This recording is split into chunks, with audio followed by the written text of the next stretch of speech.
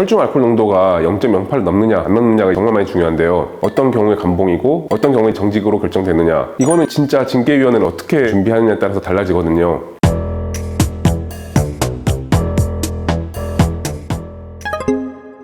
안녕하십니까. 군사권 전문 변호사 김태형 변호사입니다. 음주운전, 도로교통법상 형사처벌도 계속 강화되었고 음주운전에 대한 군 징계 기준도 계속 세져 왔습니다. 과거에도 음주운전으로 징계 건수는 꽤 많았는데 요새도 계속 발생하는 것 같습니다.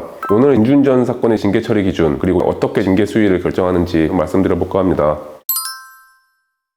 국방부 군인 군무원 징계 업무 처리 훈령을 보면 별표 2에서 음주운전 사건의 처리 기준을 규정하고 있습니다. 군인 징계령 시행 규칙이나 각군 규정에서도 음주운전 사건 처리 기준이 있는데 내용은 대동소이하다고 보시면 되고, 음주운전 징계 사건의 처리 기준을 보시면 그 유형은 기본적으로 형사처벌 규정에서 따왔습니다. 음주운전 징계에서도 징계 수준을 결정하는 첫 번째 기준이 혈중 알코올 농도이거든요. 음주운전 징계 같은 경우에는 형사처벌을 받고 징계로 넘어오는 경우들이 많습니다. 음주운전의 개념 자체가 도로교통법상 음주운전을 말하기 때문이고, 그에 따라 0.03 이상의 징계를 받게 되는 음주운전이라고 보시면 됩니다. 혈중 알코올 농도가 0.08 넘느냐 안 넘느냐가 정말 많이 중요한데요. 0.08을 넘으면 기본 정지부터예요. 강등까지 가능하고, 0.08을 안 넘었으면 경징계인 감봉이 가능하거든요. 그러면 0.08을 안 넘은 경우에 어떤 경우에 감봉이고 어떤 경우에 정직으로 결정되느냐, 이게 궁금하실 텐데, 이거는 진짜 징계위원회를 어떻게 준비하느냐에 따라서 달라지거든요. 0.03을 살짝 넘었다, 아니면 0.08에 가깝더라도 음주운전을 하게 된 이유, 경위, 이걸 잘 어필해가지고 정직까지 안 가고 감봉으로 막을 수 있는 경우들이 꽤 많거든요.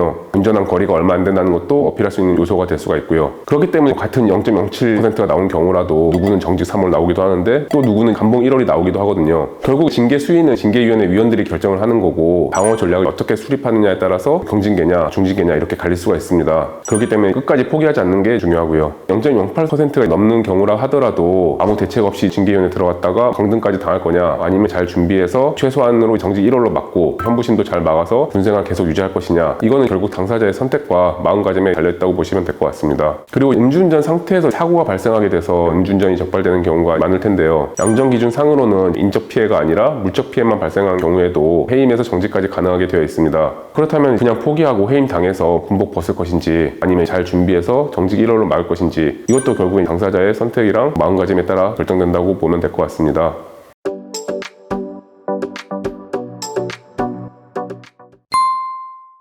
음주운전은 분명 범죄 행위고 큰 잘못을 범한 거는 맞아요. 그렇기 때문에 해서도 안 되는 거고, 그렇지만 사안에 따라서 분명 죄질 차이는 있을 수가 있습니다. 술을 많이 마시고도 안 걸리겠지, 괜찮겠지 이런 마음으로 운전했다가 큰 사고를 낸 경우, 전날 술을 좀 마셨어요. 다음날 새벽에 업무 때문에 일찍 차를 몰고 갔는데 음주운전이 된 경우, 이거는 차이가 있어야 되는 거고요. 운전이 그렇게 참작할 만한 사정들을 잘 어필해야 된다는 거고, 그것이 어렵다면 군사권 전문 변호사, 형사 전문 변호사의 도움을 받아서 잘 대응하셔야 될 거고요. 저도 그렇고 저희 법무법인 A파트에는 법률적 도움이 필요하신 분들에게 항상 열려 있습니다. 감사합니다.